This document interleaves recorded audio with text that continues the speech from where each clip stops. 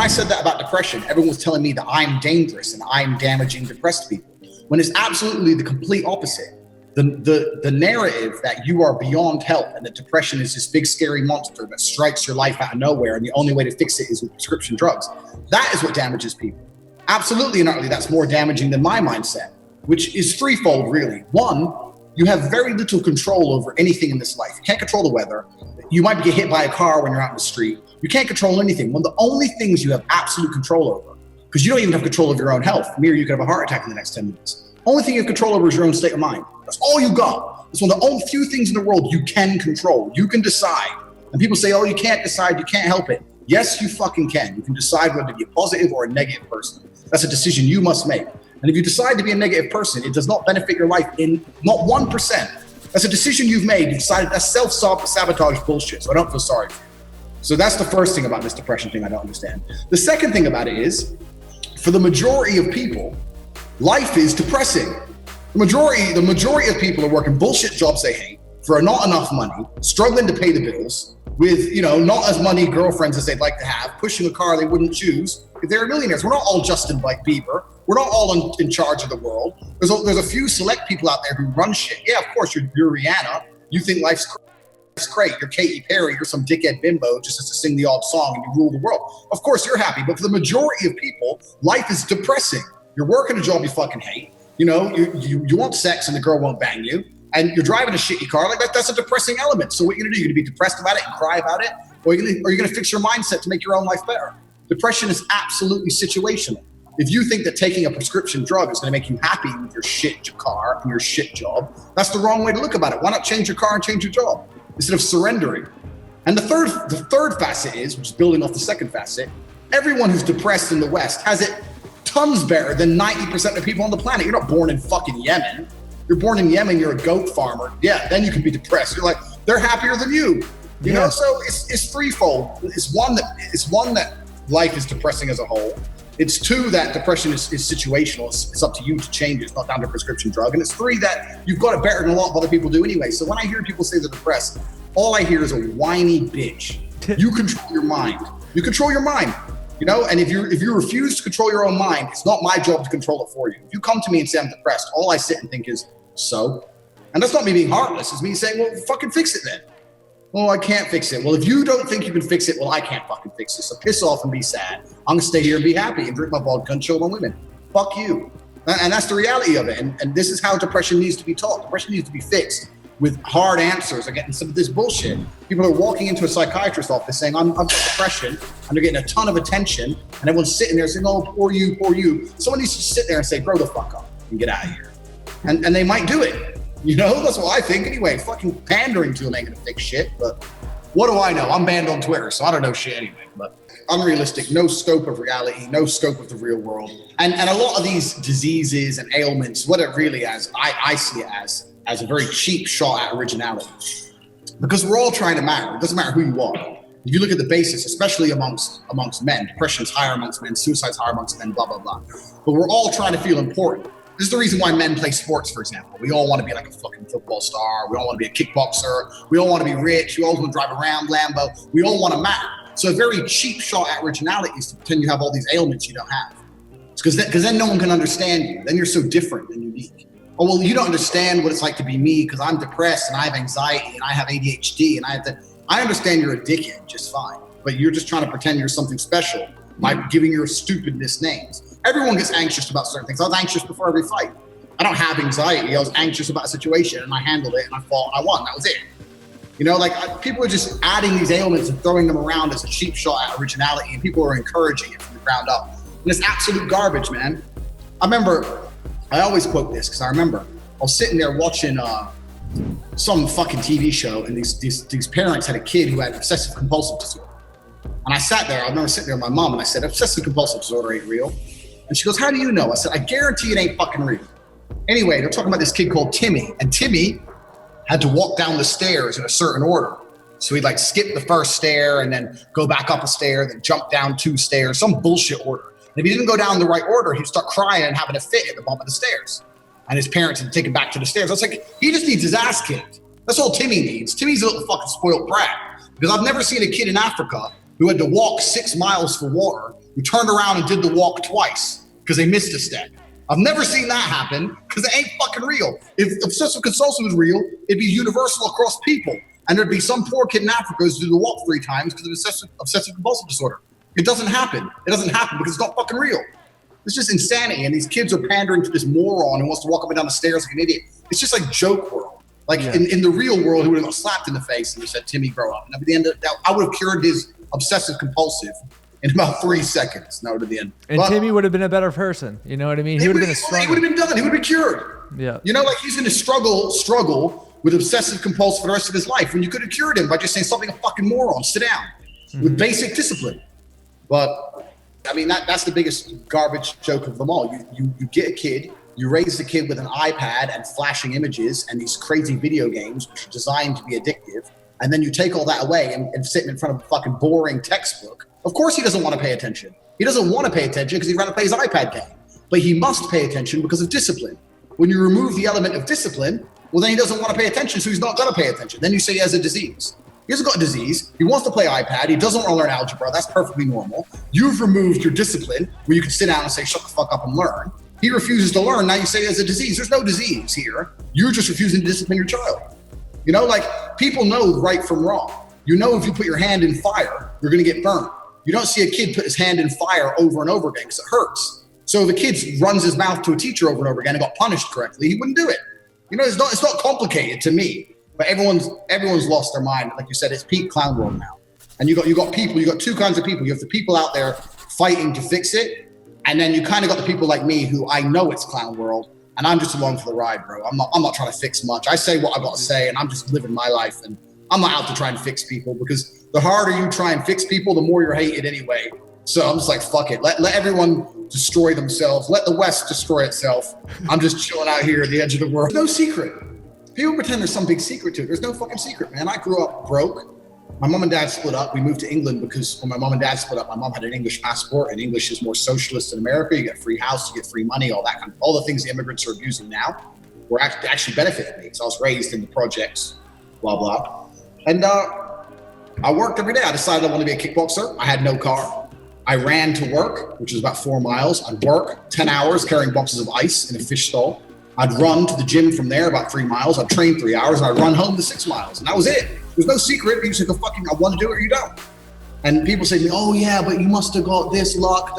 No luck, nothing. I went and I trained and I started winning. And that's how I started to make money.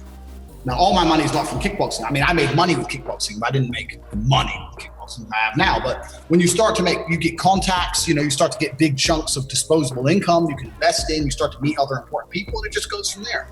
But I'm quite lucky where a lot of the guys on Twitter who I follow and I actually quite like, in parts of their life, they were kind of fucked up. So like, I watch them, and in periods of their life, they made mistakes and they've kind of reformed. And they're now on Twitter saying, look, I used to drink too much, or I used to do this, and now I do this. I'm not that guy. I never went off track. So I really was always on track. I was always focused. I fucked up my life. I never went to jail. I never drunk too much. I never took drugs. I never did none of that dumb shit. I was always on track. I always knew what I had to do. And if you're militant enough about your goals and you stay on track, you're going to succeed. To me, it's really that simple. You know, so what I say to the young guys out there is, when a lot of people send me those messages, a lot of them, to be honest with you, I'm kind of like, you already know what to do. Someone messages me and says, Tate, I'm overweight. I want to be in good shape. What do I do? I'm like, why are you're fat. Eating so much and go to the gym. You're not retarded. You know the answer. You just don't want to do it. So you want to ask me for advice, hoping I'm going to give you some little hack where you can sit there and do all and the weight will fall off. That's not the real one. Yeah. So you're trying to get a cheap way out. Most of these people asking for advice know the answer. They know the answer. They just don't want to do it. And they either want someone to drag them across the finish line, which I'm not interested in doing, or they want someone to give them the easy path, and the easy path doesn't exist. So, you know, if you want to be muscly, you go to the fucking gym. Mm-hmm. Well, what do I do in the gym? Lift the weights. How do I lift them? Pick them up and put them fucking down, man. Lift. Just look at people around you, lift the weights. It's not complicated, but people are just, I don't know. I think a lot of people who are doing that are looking for some kind of self-gratification more than they're looking for actual results, you know what I'm saying? But once again, like I said, I've turned full pessimist nowadays. So maybe there's some people out there I can help. I don't know, but yeah. I'm not selling a course. I'm not doing anything a lot of the guys on Twitter are doing. So I benefit very little from it. So I'll say, look, if you're watching this and you want to change your life, you're a full-grown man. It's your fucking life. Go fucking do it. Like, no one else is going to do it for you. No one's going to come and kick your door down and say, here's a hot girl and a Ferrari. No one's going to do that. So you got to get it yourself. So get up and get it or don't have it. That's how it is. There's no shortcut. There's no secret, man. The secret's absolutely no secret, you know? Mm-hmm. It's up to you to change your life. And if you don't want to change it, you may have a few people in your life who care enough to pretend they're going to really change your life for you. But, you know, no one's going to really drag you across that line. You got to get up and get it done, or get up and don't get it done. And if you're sitting there thinking, you know what, I really wanted to be ice skater, and I'm not an ice skater, well, then the answer is you didn't really want it. Because if you really wanted it, you would have done it. You wanted the benefits of being an ice skater without the work of being an ice skater. That's what you wanted. Well, who doesn't want that? You know, I wish I could be the best ice skater in the world without doing any fucking work. So do you. I'm sure everyone does. But, you know, you either want it or you don't. So when people sit there and give me these sob stories, I'm kind of like, shut up, man. Just go do your thing, and I ain't got time for it. You know, I mean, there's a lot of money from bullshit. The reason bullshit exists is because there's a lot of money in it. You know, I could write a diet book. I could take a picture of me in supreme physical condition, looking like a fucking union. And I could say, I got this fit in 20 minutes a day, eating this special tape diet for $9.99 a month. I'm going to show you how to have six pack and all this shit for $9.99. I could lie, absolutely, and I'd make a whole bunch of money. And that's the reason people are looking for bullshit. People are selling bullshit. The truth is, I train 4 hours a day every day for months at a time, with a couple week break in between fights. I do it again, you know, and it was 4 hours of real training. I ran miles and miles a day. I don't even know how many tons of weight I displaced a day. Like, that's how I did it. I could just put it in a bullshit book and package the bullshit, but I don't do that because I don't need money. So, you know, the people are hoping I'm going to give them some bullshit answer. Here's the reality: is just get up and work. Doesn't matter if you want money. Doesn't matter if you want to go to the gym. Doesn't matter what it is. You get up and you got to get it done. Don't ask me for no shortcuts. There's no shortcut. And if there was a shortcut, I wouldn't fucking tell you anyway, because I'd be too busy doing it myself. So there. Chess teaches you everything you need to know about life. You know, chess is all about you're the king, and you've got all the pieces around you. You've got your queen, your most important piece. That's the woman you choose in your life. If you choose a shit woman in your life, you're going to have a shit life. Doesn't matter how good a man you are. If your woman's giving you bullshit constantly, you're going to have a shit life. So you'd have a good queen. The queen needs to be in a good place, and she needs to obey the king. You got your brothers, you got your boys, you got your knights and bishops and rooks. You know, those are the people who you really care about and the strongest pieces on your board. If they're all shit, once again, you're going to have a shit life. And you got pawns. Pawns are probably people who work for you or work with you, or people who aren't particularly loyal to you, but they're loyal to a paycheck that you're providing. You got to put everyone in the right place, and you got to win the game. And it's absolutely delayed gratification. You got to make sure people are in the right place, and you got to make no mistakes. You got to slowly squeeze your opponent. And that's how you win. And that's how I became kickboxing world champion. Like I said, I've never gone off track in my life. I knew I needed my shit in the right place. I never fell in love with a woman who I knew was toxic. I never kept a friend around me who I knew was toxic. I've never been that guy. I've always sat there and thought, no, you. No, you're good. You're on the team. You. And I've always made the right choice. And that's probably because I've been playing chess since I could talk. And I've always looked at the world from that view. So chess is my particular way, but chess is extremely frustrating. It's the hardest game in the world that pisses me off when I lose. So it's not all good. I probably play about 2 or 3 hours of chess a day. But it's extremely difficult. So then you lose. Chess is funny because chess is one of the only games where there's zero luck. You know, if you lose at poker, it can be like, the river card beat me or whatever. But you lose at chess, that means somewhere along the line you fucked up. It doesn't matter. It doesn't matter if you can see it. It doesn't matter if it takes a computer 100 moves to analyze it. Somewhere along the line, and that's a great analogy for life. Oh, I'm homeless. It's not my fault. Somewhere along the line, friend, because if you're homeless and you haven't got a single friend's couch, you haven't got a single relative, you haven't got a single person in the world who cares about you being out in the cold, you f***ed up somewhere. You pissed a lot of people off. You know, like I pissed a lot of people off. You saw my Twitter. Yep. And even I've got friends to couches to sleep on. It's like, well, so what the fuck, man? So that's my analogy for life. I think chess is the best analogy for life. I always reference back to chess with nearly anything. Because if you look at life like a chessboard, it's pretty hard to fail. You're the king, and you got to make sure you stay alive, and you got to use your pieces to get the job done. Get rich, stay happy. That's it. I like to believe I understand women better than nearly anyone else on Twitter. There's a lot of guys who speak on Twitter about girls. Fair play to them. I'm not saying they're wrong. I'm saying I'm on a different level. Like I'm tweeting pictures of 10 or 12 different girls with my name tattooed on. You know, like I've got on a new level. So I understand women completely. There's no mystery left to me.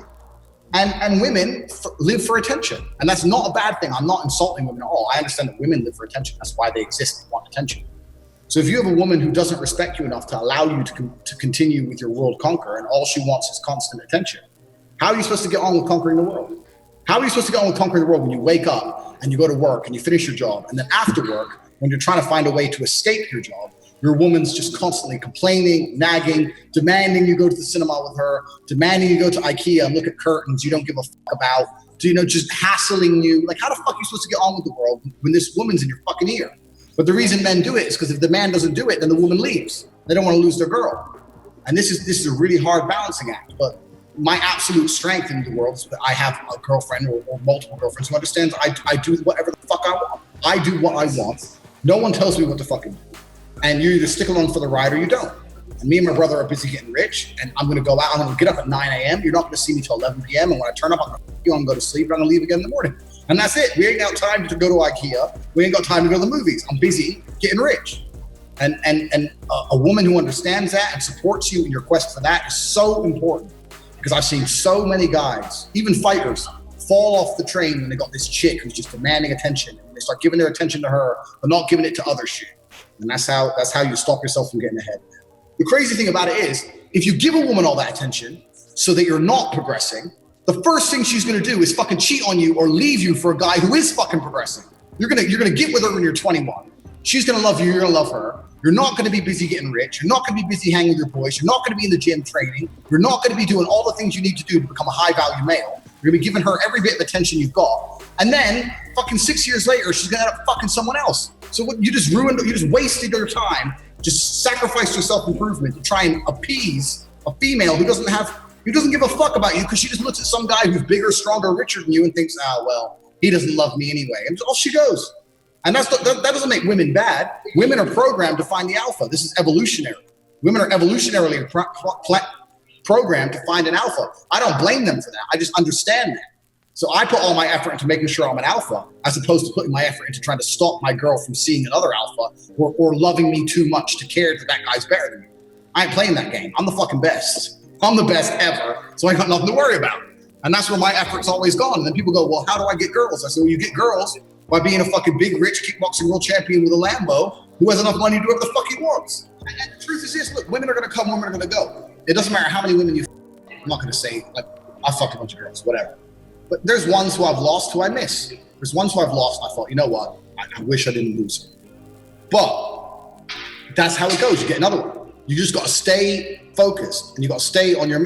Another thing that's actually quite interesting, I think, just like anything else, if you go to a fucking, I'm going to compare women to apples now. Does that offend you if I compare women to apples?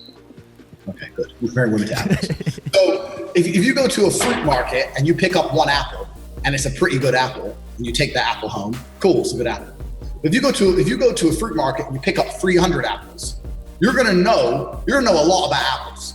You're going to know which apple is better than other apples. You're going to know what a really good apple is and what a really bad apple is. You're going to have had the extremes on both sides. If you don't have a whole bunch of chicks, how the fuck do you even know you've got a good one?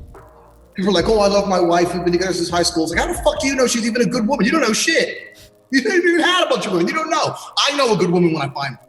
I know, because I've had the good apples. I've had the fucking bad apples. So there's some experience involved as well. So as a man, you shouldn't be too worried about losing a chick. Yeah, they come, they go. But by the time you start getting into your later 20s, you know the fucking game. And then you're going to find a good one. You're going to keep a good one because you're going to know how it's done. Men have a lot more time than women do. As a man, you haven't got to be worried about getting married, having kids to your 30s. A woman doesn't have that luxury.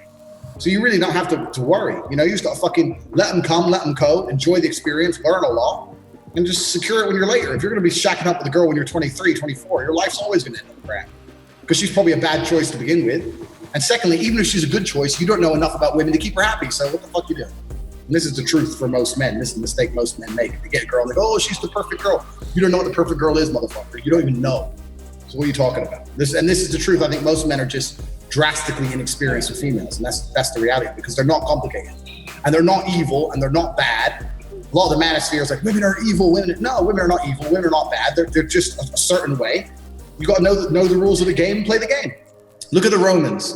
The Romans didn't have Google Maps. The Romans didn't know shit about fucking England or anywhere else. They just got a bunch of rocks, melted the rocks, made swords, and walked in random directions until they found someone and fucking killed them all and took all their chicks, made all their kids slaves, and just fucking conquered it. There was no reason to do that. That was just a natural human instinct. Well, let's fucking just go walk in this direction and kick some ass. That was the natural order of men. And I think to a degree, the happiest men I know are still living out that life in one form or another. Either they're trying to create something, like you've got this podcast, trying to create something, or they're in the office slaving away trying to get rich, or they're in the kickboxing gym trying to fucking win fights. The happiest men have still got that drive and that goal to conquer the world one way or another. And the most unhappy men are the men who don't have that goal because they're told it's wrong to think that way. It's wrong to try and conquer. No, it's not. Humans, and especially males, since the dawn of human time, have been programmed to conquer the world. This is all we've ever done, you know. And this is why I was so obsessed with kickboxing. This is why I'm so obsessed with money. Before I had any money, I thought $1 million was a lot of money. As soon as you get $1 million, you realize it's fucking nothing. Then you get 10 and you go, okay, that's a bit, but there's boats out there that cost 500. I can't afford one of them. If you want to really conquer the world, you need more and more and more. This is the natural instinct of men. So I think being in tune with these instincts is extremely important. This is why I say a lot of the things I say about fidelity of men. I say that men were never designed to be loyal in regards to one man, one woman. I respect, especially a lot of the guys in the manosphere are saying like, happy family, one man, one woman, and the kids. I completely respect that. I respect marriage. I respect having children. It's the most important thing in the world. But I don't think a man is designed to live his life fucking one girl for the rest of his life. I don't think men are designed to do that. Since the dawn of human time, we never did that. Kings and sultans, they all had their mistresses and their wives. Genghis Khan fucked over 3,000 girls. Men, since the dawn of time, big, powerful men had more than one woman. So I don't believe men are designed to be that way. I think society has told us to be that way. And I have my theories onto why that is. But I don't think we're designed to be that way. And society is forcing men to live lives they're not happy with. You know, like I have a girlfriend who I love very, very much. I told her, I love you. You're my girl. But I'm being honest with you. I'm going to fuck girls. She's beautiful over there. I want to fuck her. I'm not going to lie. I'm not going to be a pussy and pretend or go behind her back or sneak around. I'm going to go fuck her because I want to. You're not allowed to touch another man because men and women are different. And if you ever cheat on me, you're gone. I can do what I want. I know that's an extremely difficult thing to pull off, but I've always been honest with whoever I've interacted with. And I think when you're true to yourself, if you're true to yourself as a man and understand, I want to fuck a bunch of girls because I want to. I also want with my women to only be loyal to me. I want them to only love me. I want to have a loving woman who only adores me and have children with her while I'm still fucking other girls. And I want to conquer the world. And I want to have lots of money. I want to be the biggest, strongest guy in the room. And I want to have the fastest car. I want the biggest house. If you're normal and you accept these things, even if you don't have them, at least you know what you want. It's only when you're living a life where you're telling yourself, this is wrong, I shouldn't want that. That's wrong. No, I shouldn't want that. I should want a woman and we're 50-50 and all this bullshit. This is the reason the whole generation is so confused because everyone's just lost their way. I've never lost my way. I've always known instinctually what I wanted as a man. I've always stayed on that path, and that's why I got it. And I think it's really that simple for a man. If you really want it, go get it. And that's what I believe. And I think if you're in tune with your evolutionary history, the way you're designed to be, it's impossible to be sad. And that's my overall view of life. Around through life being humble, but you can translate this into the world. I say this to people all the time. You know, don't be walking around through life being humble. Where has that gotten anyone? You need to rock up in the place like I'm the baddest motherfucker. You just walk up, I'm number one. Tell them, the girl you want someone to fuck, my dick is huge. Let her find out the hard way. At least you get what you want. She can be like afterwards, well, that wasn't that big. You're like, well, who cares? Still bag you. This is the thing. No, people aren't very often afraid of fighting. They're afraid of losing. So if you train to fight, it's not the art of fighting or the act of fighting that scares you. It's the thought of losing. I think a lot of it, for especially the high level guys, the skill is teaching yourself to not think about losing.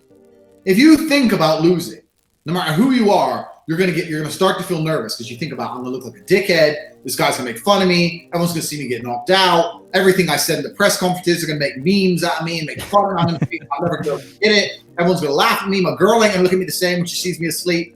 If you start thinking about it, it goes through your head. So you have to master the art of just forgetting the fact that there's a negative possibility. And that's what Conor does. When he's talking the fight up, he's talking himself up. When he's saying, there's no way you can beat me, there's no way you can beat me, what he's really doing is convincing himself that you can't even consider the thought of a loss. Because if you consider it, then it starts to enter your psyche, and then it affects your performance. And I could see in his up run with Khabib, maybe it's just because I'm a fighter, but I could analyze that what he was doing with Khabib was what he was trying to do the same thing he did with Aldo. But when he did it with Aldo, he meant it. And when he did it with Khabib, he hadn't quite convinced himself. Even when he got into the octagon, I could see it from a mile off. He had this fake bravado, but still he had not quite convinced himself he was invincible. And then you start slipping, you get caught with the right hand, and it all just starts going downhill from there. So yeah, and a lot of the times you have to, especially in dangerous situations, the easiest way to manage fear is just to not think about the negative outcome. If you have to run into a building to save, if you have to run into a burning building to save a child, if you're going to sit there and think, what if I get trapped? What if I get set on fire? What if I die? You ain't got time for that. You just got to go. So a lot of fear management is willful ignorance. In my experience, it's just pretending there's no other option.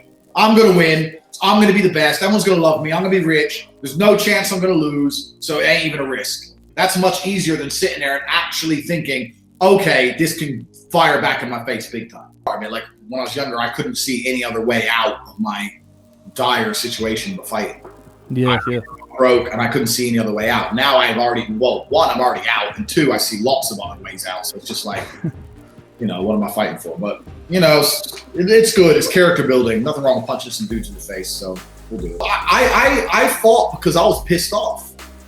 I was pissed off being broke. Like, people seem, I have this, because my dad is a chess master, people have this idea that I come from money, which is completely not true. My dad made some money with chess, but my dad was a straight G. All went straight away on booze and gambling. That's how it was. We were broke. We grew up in America broke.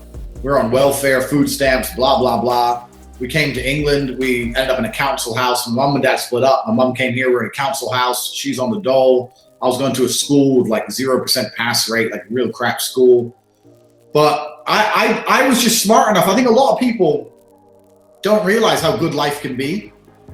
I mean, I don't want to shit on everyone's parade and ruin everyone's mind, but everyone here, you talk to people and they're content. They're like, oh, I'm happy with what I've got. I'm like, why? Because there's people who have a whole bunch more than you. And I was never content having a normal life. I wanted an exceptional life. I didn't want a normal car, a normal house, a normal girlfriend. I didn't want none of that. I was like, no. There's dudes out here that have the best. Why do they deserve the best and I don't deserve the best? I really believe that. And this is something I've always had inside me. I just didn't understand why I couldn't have the best stuff. Even now, I don't have the best stuff. I ain't got a yacht or anything. You know, I've got a bit of money. I'm a billionaire. But the point is, especially when it came to women, for me, I saw the kind of girls that the big G's were getting. I was like, I don't want her. I want fucking her. I want the Instagram model with 5 million followers. What the fuck? So I was annoyed. I was just angry. So for me, fighting was just an outlet, because if I didn't put it into fighting, I would end up in jail, probably. So for me, that's kind of what it was. And then I kind of started to make some money with it. But the majority of my money wasn't made in fighting. My money was actually made in the pimp game. So legitimately as well. I say that, people think I'm making it up. It's true. So, and then I was thinking there, sitting there thinking maybe I should open a strip club. And then long story short, I decided to start with webcam, and I flew all the girls into England, sat them all down at one table. None of them knew each other. All these 5 girls sit down and like, who's this? Who's this? They sit down and say, okay, newsflash, I'm fucking you all. But some people do stay to do webcam. And I needed money, man. I needed to get paid. I didn't have time to be messing around. Like, it was straight to the point. So 4 of them left, 2 of them stayed. And that's kind of how it went from there. But that's how I made it to the top. This is what's so interesting now. I have a course that I teach people on how to get girls, my PhD course. And people say, oh, Tate gets girls because he has money. I'm like, no, I have money because I get girls. It's the other way around. Everything I'm teaching in my courses, this is how I got girls when I had no money. I used to get, when I say I had no money, I was a fighter. I had money, but I didn't have fucking balling money. I had a normal ass car, normal house. I was a normal dude. So what I'm teaching in my courses is all about the game. You don't need money to get girls. I got more girls when I was broke than I do now. Because now I got to watch out for baby traps and, Me Too cases and lawsuits. When you get money, you got to worry about a bunch of stuff. Back then, I didn't have to worry about nothing. I was running all over the place. I was just fucking everything that moved. I didn't care.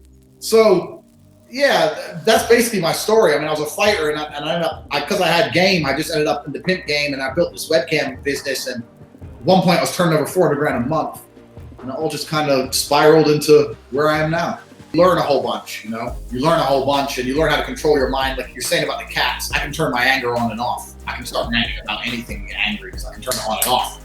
So I've learned how to do that. So it's useful. But also, even the chick thing is useful, man. If you're hanging around with chicks all the time, and especially if you ain't got money, you learn how to be smooth. Man, I was smooth. I couldn't even afford to take girls on dates, and I was still getting laid. I was smooth to the point where, like, even in my PhD course I teach, you don't need to take them on a date. You don't need to spend money. You don't need to do none of that. Like, straight to the point. I know I'm plugging it. I'm a little bit different from the pickup artists, because a lot of the pickup artists, what they're out here doing is they're saying, go up to a girl, say hello, blah, blah, blah, and you get to have sex with a girl. Having sex with women is the tip of the iceberg. Like, especially where I'm, okay, you look at it from my position, pimp game. Having sex with girls is all good, but how do you get them to do as you say, make you money, obey you, allow you to cheat on them in front of their face and still love you? That's the game. Fuck the sex. The sex is nothing. We got a whole bunch of stuff to do after that. If you have value on your, this is what we say teach in the course, but you got to have value on your attention, and your attention becomes so high value that they'll let you get away with a lot of stuff just to make sure they retain some of your attention. Too many dudes are out here throwing their attention all over the place. That's the reality. That's how they messed up. But it doesn't bother me. Like, I'm not one of them red pill manosphere guys who hates on chicks and stuff.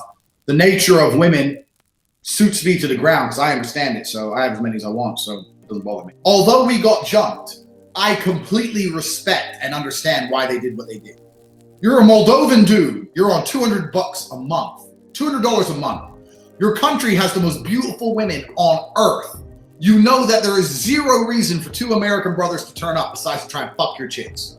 Now, aren't you gonna be a bit like, who's these dudes just fucking, they just took 3 hot young 18-year-olds now. I'm working in a fucking coal mine for pennies. This fucking American's here trying to steal. I don't blame them for wanting to kick my ass. I'd want to kick my ass because they're still territorial and they're still nationalists.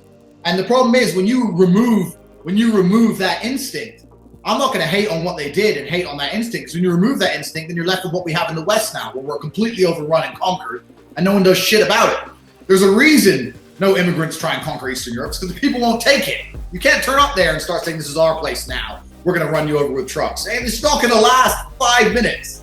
But here in the West, we're just such cowards now. It's just like, oh, whatever. It is what it is. But I completely understand why they wanted to attack us. I don't blame them at all. Those girls were bad. Girls were hot, bro. And we just took 3 of their hottest girls, and they knew the girls liked us because we could buy the drinks. Like, it is what it is. So I don't blame them. I would have punched me in the face as well. So basic male instinct was perfectly said, because it's evolutionary for men to be territorial. This is how men have evolved. Like, I'm personally an atheist, so I believe in evolution. But we've evolved to be territorial, to protect our territory and protect the women and resources within our territory. When you see people from another tribe up in your place, you're like, what are you doing here? Why are you here? This is the natural human instinct. This is the only way that humans survive. Any tribesman that was too friendly to the other tribe, they got their asses whooped one way or another. They got sabotaged or attacked from behind. But it's the people who were super sketchy, like, whoa, whoa, whoa, stay away from me. This is my place. This is how the people live. So it's evolutionary for men to be that way. And in many countries, they still are this way. And especially in countries like Moldova, which are extremely poor, with beautiful women, they're going to be protective of something they have. I understand it. I don't blame them. But I think there's an opposite correlation. I think the richer the country, the less attractive the girls are. And I think the reason for that is threefold. One, because in these countries like Moldova, Ukraine, etc., girls understand that their easiest path to economic freedom is through their beauty. They know that if I'm hot enough, some dude's going to hit me up on Instagram, or I'm going to be able to find some mafia boss, or whatever it takes. Some dude's going to put up with me and fund my life if I'm beautiful enough. So they put more effort into their beauty than the girls do in the West. Because in the West, girls believe in careers. I'll earn my own money. I'll get a career. I'll do this. None of that exists over there. There is no career for a chick. And if there is a career for a chick, she's still going to have to fuck her boss to get a promotion because it's corrupt. So she's going to have to sell her pussy one way or another anyway. So they're not interested in that path at all. They're sitting there thinking, okay, I need a dude to look after me. This is why a lot of people call them like gold diggers and sluts and stuff. I don't think they're stupid. I think they're smart. I think it's a very intelligent way to be. Beauty is an asset. You have an asset and you're trying to leverage it so that it benefits your life. Well, who wouldn't? Like if I was that damn gorgeous, if I could be a gold digger, I'd be up in it. It's all garbage. Like, cause yeah, femininity is attacked if it's the traditional definition of femininity is beauty. I'm sorry. I'm gonna cut the garbage because I always do. Women are valued by how they look. Men are valued by who they are. This is the reality. If you were to ask any man, what kind of girl do you want? No man's going to sit there and go, ugly, fat, but is a career woman and thinks this and thinks that. No dude cares. He's going to be like, tall, blonde, big titties. That's all he cares about. And as for a man, what kind of man do you want? Well, I want a man who's important, a man of status, a man with money, a man who can take care of me. So men, we're not judged on how we look. We're judged on who we are. And this is great for being a man because it gives you the ability to change who you are. This is what I say to guys all the time. If you're born an ugly chick, you're in trouble. I mean, surgery can do so much, but in general, you're in trouble. If you're born a beautiful chick, you've got the easiest life on earth. If you're born a man, you have the ability to change how attractive you are in real time. Women can't really do that. They can get fake tits, whatever. But you can go from a zero to a hero. Literally, you can go from someone who struggles to get girls to a dude with too many girls based purely on what you know and what you have. This is a liberating experience. This is what I say in my courses. I teach the PhD course. I teach guys to get in physical condition. I teach guys to make money. I say, if you're in good physical shape, you know what I know from my PhD course, and you have a little bit of money, you are never going to struggle with girls the rest of your life, ever. Whereas, so you get the ability to mold it. Women don't. So they attack femininity because, and the reason they do this is the people who do it are ugly. They're just hating ass ugly chicks, man. Feminists are always ugly, bro. They're just ugly and they're upset that they ain't hot like the other girls, or they get old. There's always some old feminist who's 55, who's basically invisible because no one cares about old chicks. And they're just hating on the reality of the world. The reality is, if you're a chick and you're beautiful and you're 19, your life is always going to be pretty good. I mean, you have unlimited attention, unlimited offers. You're always going to have a pretty good run because you're in your peak, and every dude wants you. But that's how it goes. I mean, that's just the nature of the world. But they're trying to attack it from every single angle because they're trying to break down the family unit. Because if you break down the family unit, you can break down the country, and you can just destroy everything from the ground up. They're just trying to turn everyone into mindless consumer slaves, just little buying stuff from Amazon.com, taking their antidepressants and jacking off the Pornhub. It's garbage. Absolutely. And this is why I respect Eastern European girls, because Eastern European girls have a reputation of being sluts and they have a bad rep. But I think the complete opposite. An Eastern European girl is after a man who will change her life. So either she's a hoe and she wants to go straight hooking to get money. She'll go to a strip club and she'll say, okay, pay me. Or she's looking for a guy of status who she believes if she marries will genuinely actually be able to take care of her. So one way or another, they're gold diggers. But I think if you're a beautiful woman, this is an intelligent take. It's much better than being a Western girl who's hot and banging some dude who's on the dole smoking weed and be like, oh, but he's funny. He makes me laugh. Like, who cares? Like, and then you end up with like 20 dicks deep. You just banged a bunch of nobodies. Like, I have much more respect for these girls in Eastern Europe. When I see some Moldovan 21-year-old in Dubai on a billionaire's boat, I'm like, well, she's a smart chick. I don't blame her at all. I do the exact same thing. And I think they're just more clever with their femininity, and they understand that beauty is a path to get a lot of things you want, and you have to use it cleverly and not just throw all over the place. So absolutely, man. The West is all messed up. And I don't know. I'm not a woman hater. I definitely don't want to bitch about them in any kind of way, but trying to find a woman worth marrying in the West is extremely difficult. It's near on impossible, and that's the reality of it. And that's what I say in my PhD course, because I have a lot of people come to me saying, if you believe in the decline of the West, why are you teaching guys to run out there and sleep with all these girls? That's ruining the West. And I say, no, the West is already screwed. What I'm teaching guys to do is, if you want to find a woman worth having, you need to tear through 100 chicks first.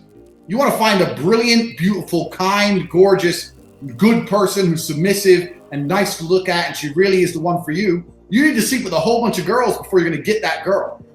So what I'm actually teaching in my PhD course is, look, if you're a man, you want to have a happy relationship, you still need to sleep with a bunch of girls first, because you're just not going to find them any other way. There's no other way to find a quality girl now. They're not just waiting around for you to get them. You got to tear blood and look for them.